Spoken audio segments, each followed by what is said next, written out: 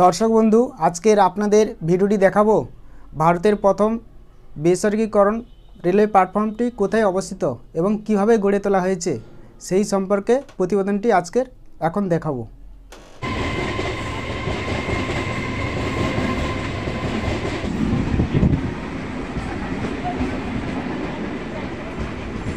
ভারতের রেল ব্যবস্থা এবং স্টেশনগুলিকে দিনের পর দিন অত্যাধুনিকভাবে গড়ে তোলা হচ্ছে।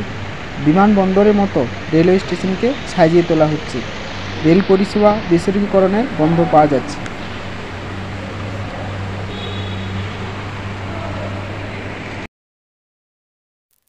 আপনাদের জানা আছে কি ভারতের প্রথম বেসরকারিকরণ রেলওয়ে প্ল্যাটফর্ম সম্পর্কে?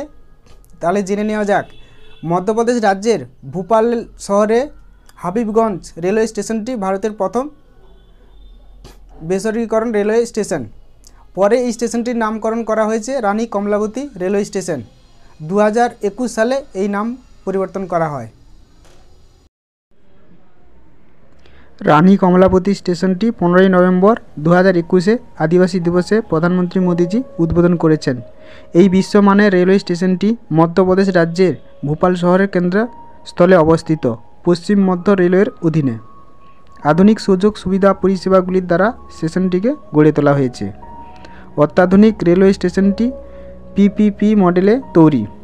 এই রেল স্টেশনটিকে আপনি যদি দেখেন তাহলে মনে হবে একটি বিমানবন্দরের মতো। রানী কমলাবতী হলেন ভোপালের শেষ হিন্দু রানী। রানীর স্মৃতি ও আত্মত্যাগকে সম্মান জানাতে এই স্টেশনটির নামকরণ করা হয়েছে রানী কমলাবতী স্টেশন। সংস্কার করা বিশ্বমানের রেল স্টেশনটি বেসরকারিকরণ করা হয়েছে।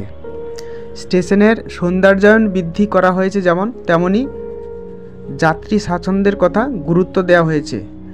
যাত্রীরা টিকিট কাটতে আগ্রহ প্রকাশ করেছেন।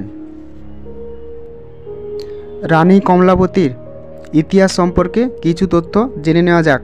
তিনি ছিলেন একজন দক্ষ ঘোড়া সাওয়ার, কুস্তিগির এবং তীরন্দাজ। তিনি তার পিতার সেনাবাহিনীতে যুক্ত ছিলেন। বিদেশি আক্রমণকারী থেকে রাজ্যকে রক্ষা করেছিলেন। রানী কমলাবতী হলেন মধ্যপ্রদেশের শেষ হিন্দু রানী। এই রানীর নাম অনুসারে এখানে নামকরণ করা হয়েছে রানী কমলাবতী স্টেশন। সূত্র মারফত জানা গেছে এই স্টেশনটি 45 বছরের জন্য ইজারা দেওয়া হয়েছে। শপিং মল, স্টোর, রেস্তোরাঁ, ক্যাটারিং, শপ, পার্কিংয়ের মতো বহু ধরনের সুবিধা রয়েছে। নারীদের জন্য রয়েছে বিশেষ সুবিধা। আবার সৌরশক্তির জন্য স্টেশন চত্বরে সোলার প্যানেল বসানো হয়েছে, যেখান থেকে সৌরশক্তি স্টোরেজ করা হচ্ছে। এই স্টেশনটি এমনভাবে তৈরি করা হয়েছে যে কোনো ধরনের জরুরি পরিস্থিতিতে মাত্র 4 মিনিটে যাত্রীদের স্টেশন থেকে বের করে আনা যাবে। যে কোনো জরুরি পরিস্থিতিতে মানুষের জীবন বাঁচানো সম্ভব হবে।